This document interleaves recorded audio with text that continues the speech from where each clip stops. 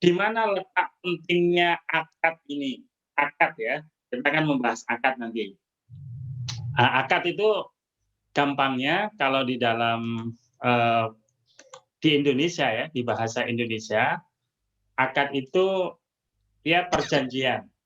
Yang tepat sebenarnya akad itu terjemahnya adalah perjanjian, ya. Perjanjian jual beli, perjanjian sewa menyewa. Nah, itu jadi akad jual beli, akad sewa menyewa, akad apa namanya patungan. Nah, patungan nanti kalau di syariah kan musyarakah ya, patungan modal, kemudian bisnis bersama, kemudian akad pendelegasian, ya, akad apa namanya gadai. Nah, sebenarnya akad-akad yang kita pelajari dalam syariah ini sudah kita kenal di dalam keseharian kita. Dan tidak semua akad-akad yang kita lakukan sehari-hari ini bertentangan dengan prinsip syariah. Sebagaimana sebelumnya kan kita sudah bahas ya, bahwa prinsip dasar dalam berbisnis syariah itu adalah boleh. Maka selama yang kita lakukan itu tidak bertentangan secara prinsip dengan akad-akad syariah, sebenarnya sudah syariah begitu. Nggak harus kemudian ketika kita nanti belajar akad syariah itu akadnya kita ganti bahasa Arab, nggak harus Pak. Kebetulan aja akad-akad syariah itu nanti banyak menggunakan bahasa Arab, kebetulan nabinya dari Arab. Coba Pak Husen, nabinya dulu turun di Pamulang ya. Nah, bahasanya bahasa Indonesia ke Betawi-Betawian tuh. Boleh jadi ya terminologi kepamulangan akan dipakai. Nah, oleh karena itu, sebelum nanti kita belajar lebih detail akad-akad syariah ini, jangan kemudian menilai akad yang nggak menggunakan bahasa Arab berarti bukan syariah, tidak. Tapi kita nanti lebih melihat substansinya apa sih di dalam akad-akad tersebut. Nah ini yang penting karena banyak juga teman-teman yang belajar ekonomi syariah nih Pak Husen, setelah belajar akad-akad kemudian mengatakan akad-akad yang nggak menggunakan istilah syariah nggak sesuai syariah. Tidak, ini hanya sekedar bahasa. Tapi substansinya bisa jadi ya kita tiap hari melakukan akad-akad tersebut. Dan yang kedua ya, akad-akad ini penting untuk menggantikan. Jadi maksudnya gini, ketika ada satu akad yang dilarang, kita ngambil keuntungan dilarang dengan menggunakan satu akad, maka ketika kita mengetahui akad-akad jenis yang lain, maka ini sebagai solusi penggantinya, gitu ya. Minggu yang lalu sudah saya bahas, misalnya ketika saya utang ke Pak Husen 100.000, Pak Husen memberikan utang ke saya 100.000 dan minta ke saya untuk mengembalikan 110. Nah tentu saja ini riba nih, akadnya utang piutang, tapi Pak Husen ngambil keuntungan, ngasih kor. Nah, bagaimana? Apakah kemudian Pak Husen nggak boleh ngambil keuntungan di dalam berbisnis? Boleh, tapi akadnya jangan gunakan akad utang piutang. Coba gunakan akad jual beli, bagi hasil ya. Kemudian mungkin sewa menyewa, tergantung kebutuhan saya apa, begitu. Misalnya saya untuk modal kerja ya, untuk jualan permen, saya butuh modal 100.000. Oke kata Pak Husen, kalau Pak Azhar saya ngasih utang nggak boleh ngambil bunga, oke kita akad ini aja, bagi hasil aja. Pak Azhar saya modali nih pakai mudharabah, istilahnya bagi hasil ya, yang menggunakan mudharabah. Artinya Pak Husen memodali saya sepenuhnya 100.000. Dan Pak Husen bilang, gimana Pak Azhar, nanti kalau untung untuk saya berapa persen, Pak Azhar berapa persen. Oke, Pak Husen gimana kalau saya 60%, Pak Husen 40%. Nah, jadi yang akhirnya apa, nanti ketika untung 10.000 ya Pak Husen dapat berapa Pak Husen? Kalau 10.000 Pak Husen? Dapat 4.000 Pak Husen ya, yang 6.000 saya, gitu. Nah ini nanti basisnya bentar tadi lagi nggak fokus. mudharabah. Nah disinilah kita nanti penting untuk tahu kalau ini nggak boleh dengan akad utang piutang, tapi masih juga berpeluang mencari keuntungan, ya dialihkan aja. Akadnya nggak perlu akad utang piutang, akad bagi hasil. Atau sebaliknya, saya 100.000 itu ternyata untuk beli baju. Nah, karena saya nggak punya duit, utang Pak Husen. Pak Husen ngasih utang, nggak mau, harus ada keuntungan. Ya udah Pak Husen, kita jual beli aja. Pak Husen belikan baju, beli baju nanti saya beli. Nah, Pak Husen kemudian beli baju seharga 100.000 dijual ke saya 110, kata Pak Husen. Pak Husen, gimana kalau saya jual 110? Ini modal saya 100. Nah, nanti Pak Husen ngambil keuntungan 10.000. Kemudian bilang silakan nanti Pak Azhar cicil selama 1 bulan, gitu ya. Seminggu berapa? 2.000-an atau 3.000-an. Nah, seperti itu. Itu jadi sah, dapat keuntungan, tapi melalui akad jual beli, bukan melalui akad utang, gitu, utang piutang. Ini pentingnya kita nanti belajar akad-akad. Jadi Bapak Ibu, mudah-mudahan ketika mengenali akad-akad syariah ini akan perilaku bisnis kita yang menggunakan akad-akad itu tidak ragu lagi bahwa ini sesuai syariah atau tidak sesuai syariah. Oke. Berikutnya Bapak Ibu, ketika kita bicara akad, saya nggak akan jelaskan definisi bisa dibaca ya. Ya intinya akad itu ya kesepakatan antara para pihak yang melakukan bisnis. Nah kemudian kesepakatan itu bisa ditulis, bisa tidak ditulis. Jadi tidak semua akad itu ditulis. Ya Pak Husen ketika beli permen misalnya ke toko, ya belinya 5.000 Pak Husen. Itu dikasih permen kan nggak ditulis kan. Saya membeli nama Ahmad Husen. Nah, kemudian dengan saya Azharuddin ya melakukan akad jual beli objeknya permen kan nggak perlu ditulis tuh. Jadi akad atau perjanjian di dalam syariah itu ada yang ditulis, ada yang tidak ditulis. Tapi nanti kalau sudah di lembaga bisnis seperti bank, asuransi, termasuk koperasi syariah, tentu akadnya wajib ditulis, apalagi yang bersifat tidak tunai ya. Nanti lupa itu, utangnya berapa yang belum dibayar lupa. Nah inilah nanti ada pembahasan, apakah akad wajib ditulis tidak di lembaga keuangan syariah. Jadi di DSN MUI tentu saja ketika akad di lembaga keuangan syariah karena berkonsekuensi kepada mengikat atau tidaknya, jadi anjurannya, kecenderungannya mewajibkan untuk menulis. Meskipun di dalam Al-Quran, idza tadayantum bidainin ila ajalin musamma faktubu, jika kalian melakukan transaksi secara tidak tunai, tulislah. Itu kalau digali dari pendapat-pendapat ulama, faktubu di situ bukan kewajiban, tapi anjuran. Nah, kira-kira kalau di lembaga bisnis gitu nggak ditulis, peluang lupanya lebih tinggi atau lebih rendah? Saya yakin lebih tinggi, apalagi kalau ada itikat tidak mau bayar, jadi melupakan utangnya. Nah, itu. Sehingga anjuran menulis itu ada ulama yang mengatakan ketika dalam konteks bisnis syariah, faktubu itu bisa menjadi wajib, begitu. Nah, kemudian ada selain istilah akad, ada istilah janji. Janji ya. Pak Husen bilang ke saya, Pak Azhar, nanti kalau bisnis saya bagus, saya jual deh motor saya ke Pak Azhar. Itu Pak Husen baru janji tuh. Itu belum akad. Ya. Atau Pak Husen bilang, Pak Azhar kalau Pak Adi Rohadi ini ngikuti pengajian selama 10 kali, nanti saya akan jual motor saya harga 2 juta misalnya Pak Husen ya.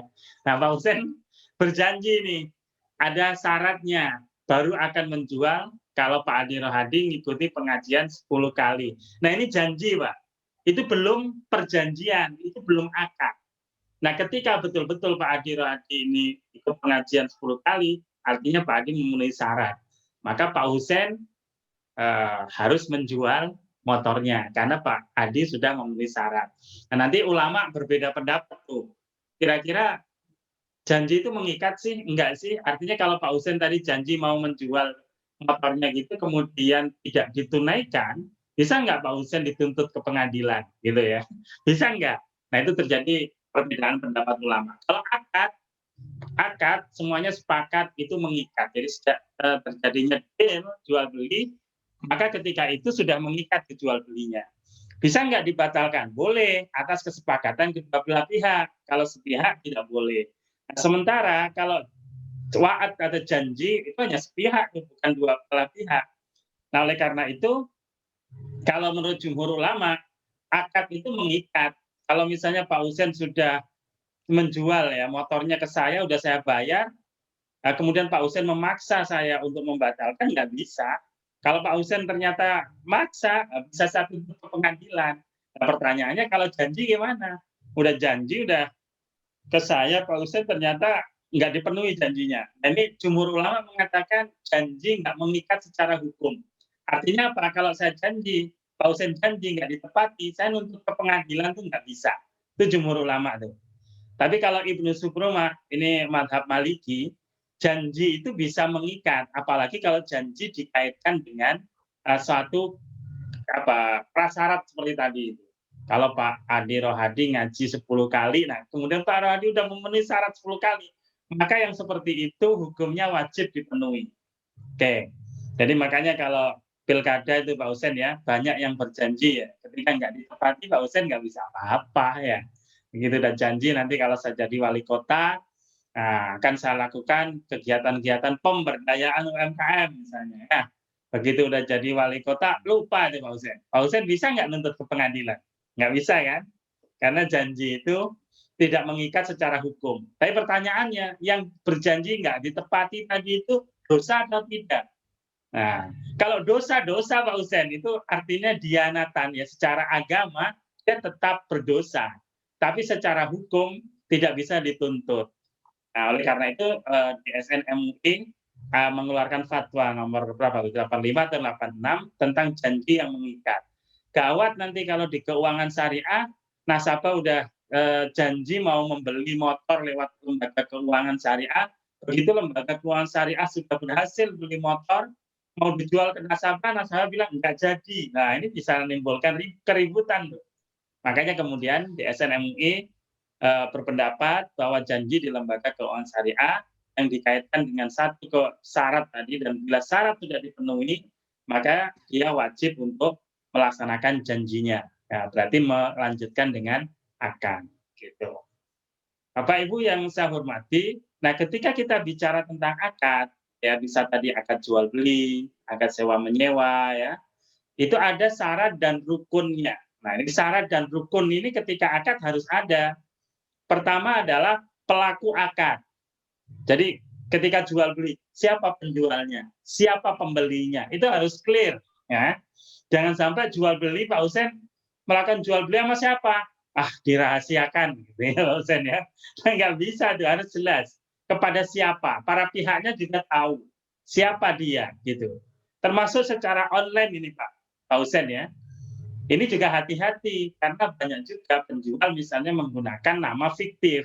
Ini berpeluang kalau terjadi ketika tidak baik, misalnya menipu, sulit dilacak. Karena itu syarat jual beli online para pihak ketika melaksanakan akad harus clear siapa dia. Boleh jadi nomor KTP-nya berapa, alamatnya di mana, nomor HP-nya di mana, detail para pihak itu.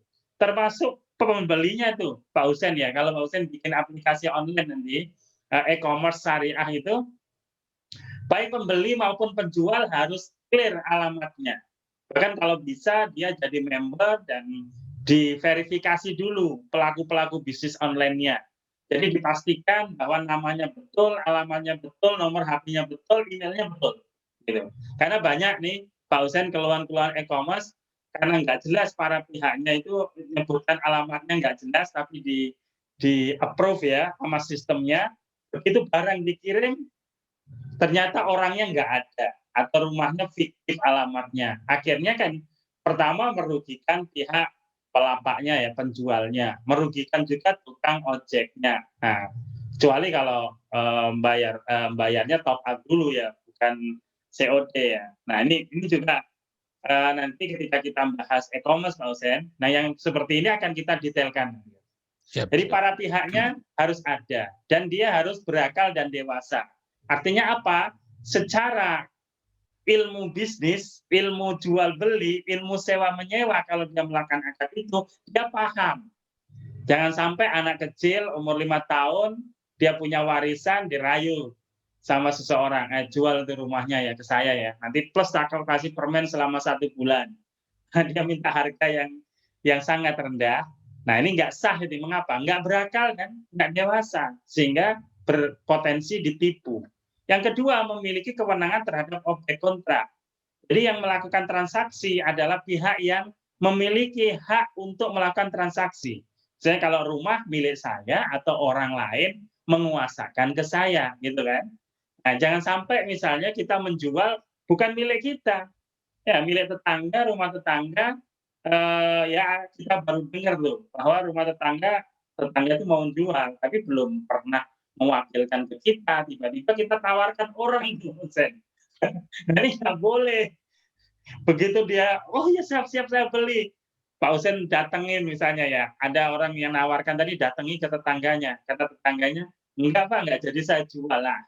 Apa enggak berpotensi menimbulkan konflik tuh. Oleh karena itu, pastikan para pelaku akad adalah berakal dan dewasa, dia memiliki kewenangan akan eee untuk melakukan akad tersebut. Jadi dia bisa berakad, bisa milik dia atau dia menerima wakalah, menerima kuasa untuk melakukan akad. Dan yang kedua adalah ijab kabul. Jadi di dalam Islam ketika melakukan akad ya jual beli, sewa menyewa, bagi hasil dan lain-lain nantinya, itu unsur ijab kabul ini penting untuk mencerminkan keridhaan kedua belah pihak. Ya, ila antakuna tijaratan antara minkum ya. Jadi kita ini ketika melakukan transaksi akan dilarang kalau nggak ada keridhaan. Ridho, ijab kabul, saya jual, saya beli, meskipun nggak secara lisan ya, bisa secara tertulis atau bahkan secara isyarat, tidak masalah. Tapi ijab kabul ini harus ada karena untuk mencerminkan bahwa terjadi keridhaan kedua belah pihak. Mengapa? Karena nanti dalam transaksi, dalam akad syariah, kalau ada paksaan itu tidak sah akadnya, bisa dibatalkan. Nah begitu. Nah ketika melakukan ijab kabul harus jelas maksudnya. Jadi saya jual atau saya sewa harus jelas clear. Nih Pak Husen, untuk Pak Husen deh, untuk Pak Husen. Nah untuk Pak Husen itu maksudnya apa? Apa dijual ke Pak Husen atau dihibahkan ke Pak Husen, harus jelas maksudnya Pak Husen. Atau kan banyak nih Pak Husen, orang itu mau minta, itu nggak enak Pak Husen ngomong bahasa minta, ya. Maksudnya mau minta uang gitu ya. Malu dia, apa bahasanya? Saya pinjem uang. Nah ini beda Pak. Kalau minjem nanti harus dikembalikan, tapi kalau minta nggak harus kembalikan kan? Nah, ini akad dalam syariah harus pasti, ini utang atau kamu minta.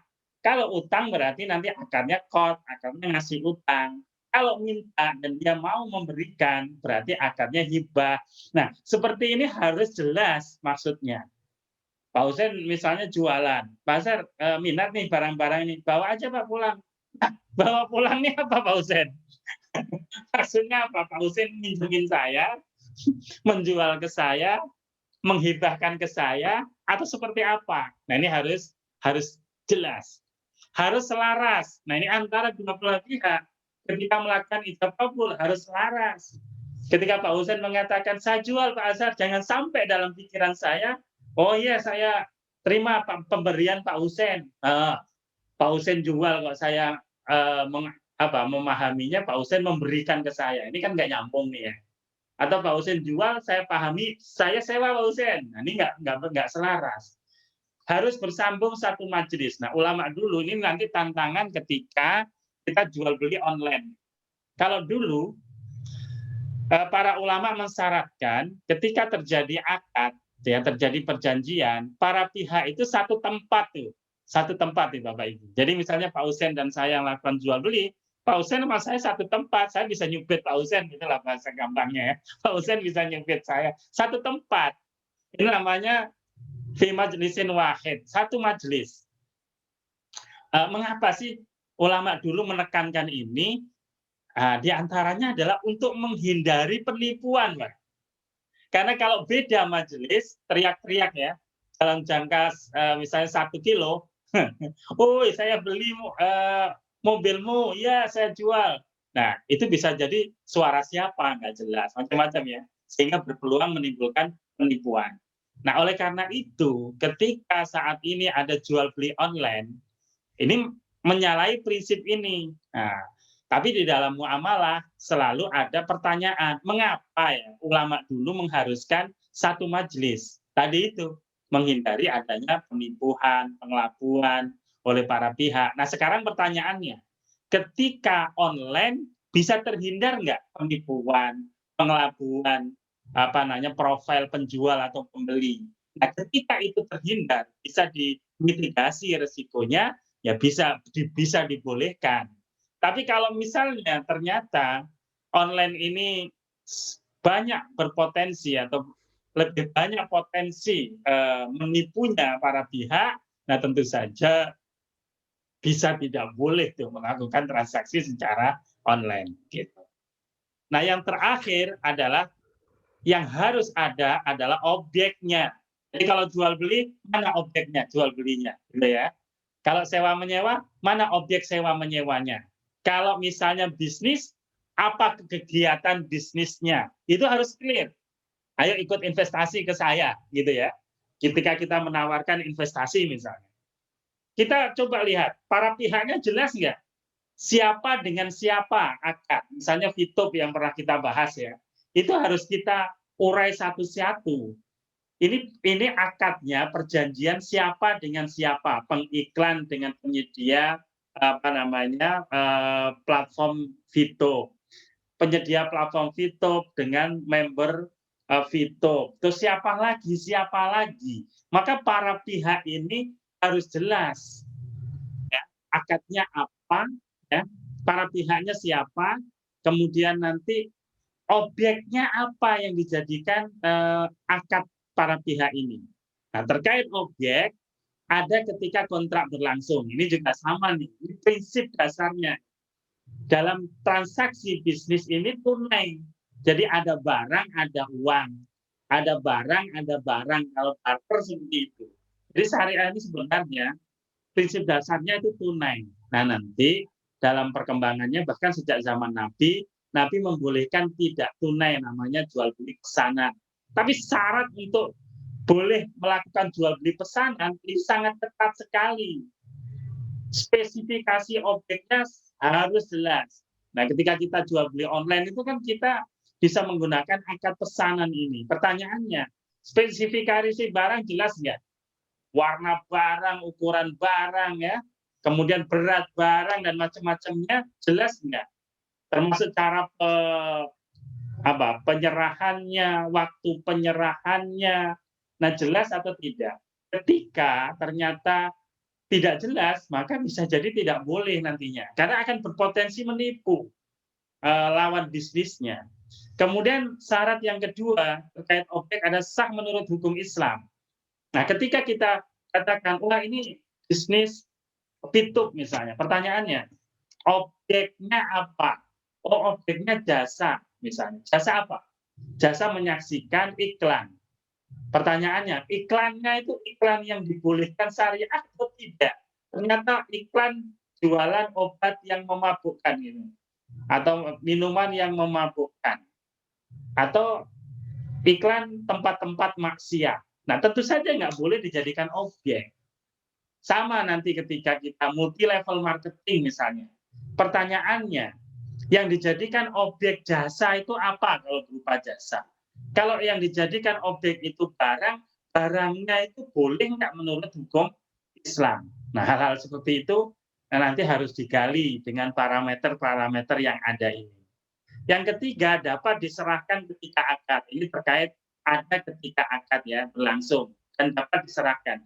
Jadi kita nggak boleh menawarkan, menjual, menyewa atau apapun akadnya yang kita tidak ada potensi tidak mampu menyerahkan, gitu ya. Nah, makanya ketika Bapak Ibu ini menjadi pelapak, pertanyaannya, Bapak Ibu yang tawarkan barangnya itu udah punya atau belum? Oh enggak Pak, nanti saya ngambil dari teman saya. Pertanyaannya, potensi teman Bapak atau Ibu itu memberikan barang itu sejauh mana? Apakah Bapak Ibu sudah perjanjian atau baru mencari? Nah, ini nanti kita harus jelas, clear bagaimana prosesnya, sehingga nanti kalau itu nggak boleh, bagaimana alternatif syariah yang boleh. Yang keempat, jelas dan tertentu. Nah, ini objek yang ditransaksikan harus jelas dan tertentu. Jadi kalau baju yang mana? Itu kan baju banyak yang digantung, gitu ya. Apalagi kalau online. Saya jualan baju nih online. Oh, berapa harganya? Sekian. Yang sekian itu yang mana? Itu harus jelas. Nah, nanti kalau misalnya nggak jelas, yang dipesan dan yang diserahkan beda, penjual harus punya hak untuk membatalkan. Nah, sampai ke sana. Jadi syarat-syarat dan rukun yang ditetapkan oleh para ulama berdasarkan Al-Quran dan As-Sunnah ini, dan sebagian juga istihad ulama, ini bukan rukun dan syarat yang main-main. Ini betul-betul untuk memitigasi, meminimalisir resiko terjadinya kerugian di antara para pihak yang melakukan akad. Meminimalisir terjadinya sengketa dalam bisnis. Jadi kalau prinsip-prinsip syariah ini kita ikuti, insya Allah minim banget terjadinya konflik. Kenapa? Karena semuanya sudah diantisipasi sebelumnya. Nah ini, jadi syariah, kalau kita menjalankan syariah, insya Allah damai nih Pak Uzen. Ya, nggak perlu kita ada jaminan Pak Uzen. Ini yang bikin bisnis mahal kan diantaranya ada jaminan ya, macam-macam. Jaminan, mengapa ada jaminan? Karena orang nggak percaya itu loh. Nah, jadi mahal transaksi di lembaga keuangan, termasuk keuangan syariah, karena orang jarang yang jujur dalam bisnis. Karena nggak jujur, banknya juga hati-hati banget. Karena yang uang di bank bukan uangnya bank, tapi uangnya dana pihak ketiga yang harus dijaga. Itu uang amanah. Makanya nanti ada notarisnya, ada asuransinya. Biasanya asuransi double-double tuh, kalau rumah ada asuransi kesehatan, asuransi kebakaran, wah banyak-banyak.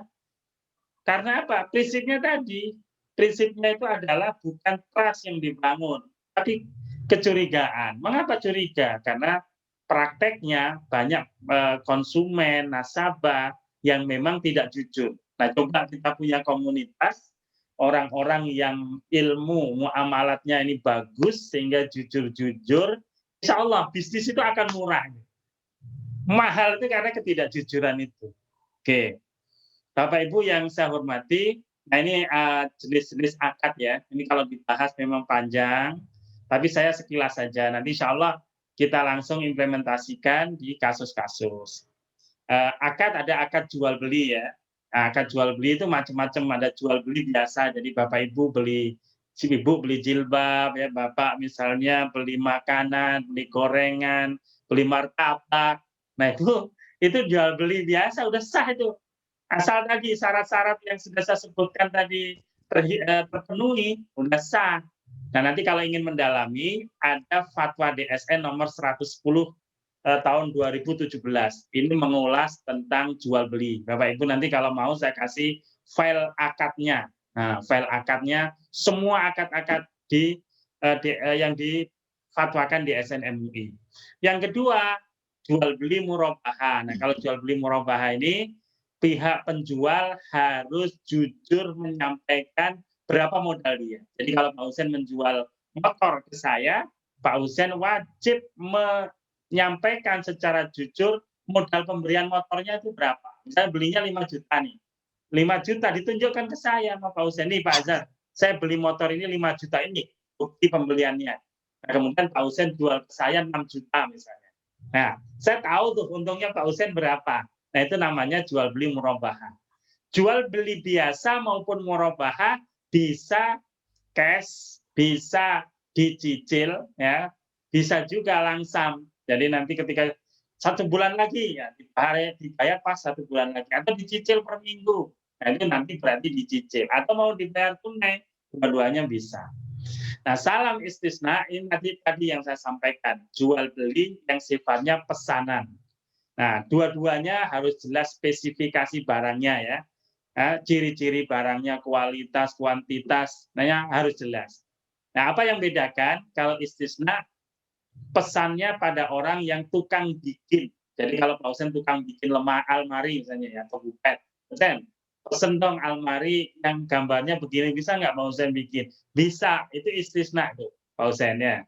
Tapi kalau misalnya saya pesen baju, Pak Husein nyari tuh ke Tanah Abang, bukan bikin sendiri. Nah, itu namanya nanti salam. Jadi ada salam, ada istisna. Kalau salam harus cash. Di awal harus cash, nggak boleh ngutang. Tapi kalau istisna itu boleh. Nah, nanti ini juga terkait dengan jual beli online. Ya, ketika kita nanti katakan jual beli online itu salam, mesan, karena ketika kita beli nggak langsung barang ada di situ ya, sedia kemudian disampaikan ke kita. Maka ketika online begitu, ketika menggunakan salam harusnya dibayar dulu, bukan nanti begitu diserahkan baru dibayar. Nah, seperti ini ya aturannya nanti. Tapi ketika istisna boleh. Terakhir sorof, jual beli mata uang. Jadi Bapak Ibu kalau mau haji atau keluar negeri, nuker duit, nah itu baik sorof. Nanti syaratnya dalam syariah boleh nilainya berbeda tapi harus cash, begitu. Tapi kalau mata uangnya sama, nuker rupiah dengan rupiah harus sama jumlahnya dan harus cash. Nah itu baik sorof. Jadi ada jual beli biasa, murabahah, salam, istisna, sorof. Nanti bagaimana penerapannya? Nah, ini saya checklist di bank semuanya ada, di pasar modal hanya ini. Nah, ini bacanya seperti itu. Cuman nggak saya bahas satu-satu. Di koperasi, nah semuanya ada, kecuali SOR. Jual beli mata uang, nah, nyaris di koperasi syariah belum ada ya. Boleh jadi kalau koperasi-koperasi besar, mungkin, tapi yang pada umumnya koperasi tidak ada. Kemudian yang kedua adalah ijaroh sewa. Sewa menyewa. Nah, sewa menyewa itu bisa sewa menyewa barang, aset barang. Nah, ada sewa menyewa jasa. Jadi kalau misalnya saya sebagai guru gitu ya, saya sebagai dosen, maka di situ saya juga disewa teman jasa saya. Saya nyewa jasa dokter, itu juga ijaroh jasa. Nah, ada ijaroh aset kalau saya nyewa rumah ya, nanti ijaroh aset. Ada lagi sewa beli. Nah, sewa beli nanti syariah sewa beli itu nggak boleh. Jadi satu akad dan berlangsung berbarengan, nggak boleh. Nah, di syariah nanti ada alternatifnya, sewa beli syariah itu IMBT ya, ijarah muntahiyah bitamlik. Jadi nggak boleh sewa beli langsung, tapi sewa dulu. Baru yang menyewakan berjanji, nanti kalau kamu nyewa selama sekian lancar, ini objeknya saya jual terakhir ke kamu, atau saya hibahkan ke kamu. Nah, itu nanti IMBT. Ada juala ini sewa juga jasa. Cuman honornya itu sesuai prestasi. Nah, misal nih, kalau Pak Husein, saya ini punya rumah, mau saya jual. Kalau coba Pak Husein bisa nggak menawarkan rumah saya? Kalau Pak Husein berhasil, nanti saya kasih 5 juta Pak Husein. Nah, ini jualah Pak.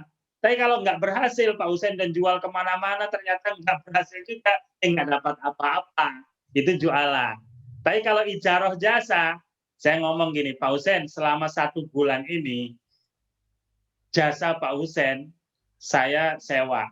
Ya, Pak Husein bisa nggak menawarkan rumah saya bayar 5 juta gitu. Mau berhasil mau tidak ya 5 juta, itu ijaroh. Tapi kalau jualah ketika berhasil baru mendapatkan fee. Kalau ijaroh mau berhasil mau tidak ya tetap dibayar selama kerja 1 bulan itu. Begitu. Oke, berikutnya kerjasama bagi hasil. Nah, ini di dalam syariah di antara yang ideal ya dalam transaksi bisnis untuk kegiatan bisnis yang sifatnya kegiatan usaha ya, yang hasilnya belum tentu gitu. Nah, prinsip bagi hasil ini sebenarnya prinsip yang sangat ideal. Ya, misalnya saya pembisnis, kemudian saya nggak punya modal, Pak Husein banyak modal, ya udah saya kerjasama dengan Pak Husein. Pak Husein nanti memodali saya, modal itu yang saya pakai untuk bisnis. Ini mudharabah. Ya, Pak Husein full modalnya, saya yang menjalankan bisnis nanti bagi hasil.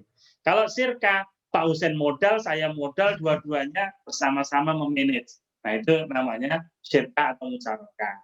Kalau musyarakah mutanakisah, saya sama Pak Husein ngumpulin dana bareng, habis itu kita beliin rumah tuh Pak Husein ya.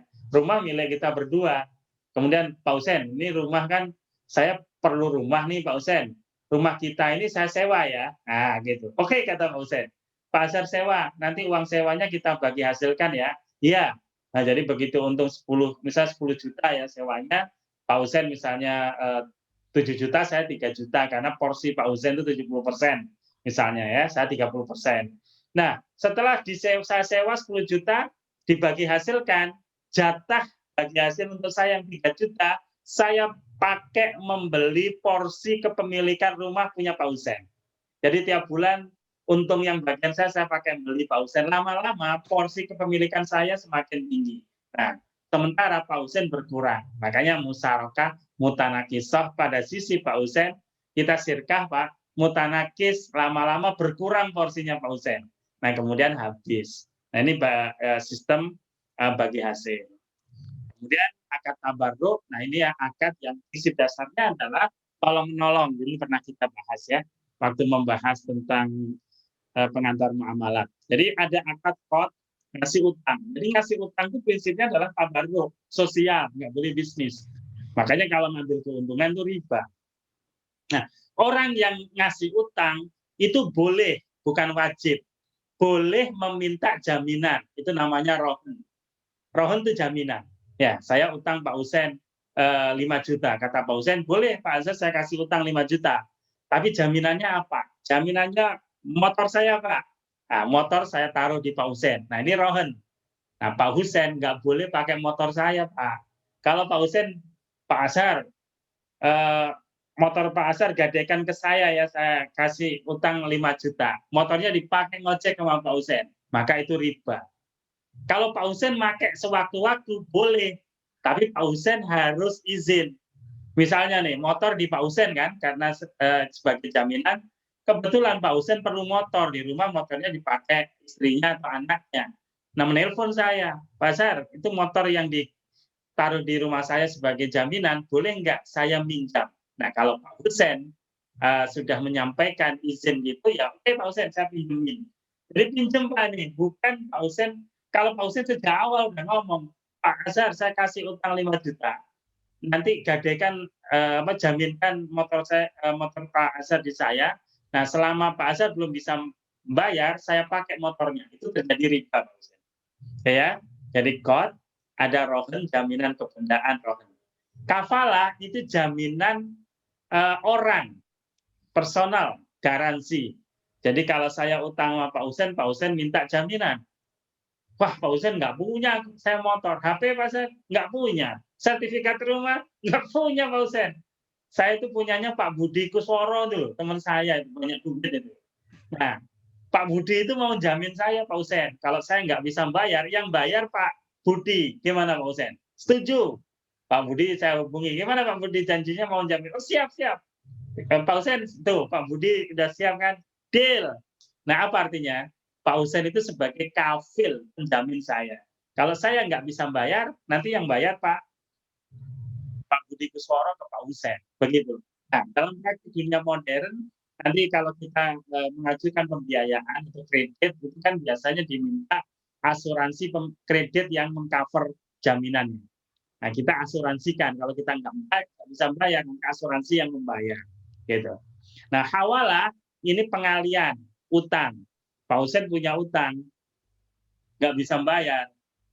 Kemudian nelpon saya, Pak Azhar, saya alihkan ya kewajiban saya ke Pak Budi, ke Pak Azhar. Nah, ini hawalah, dialihkan kewajibannya.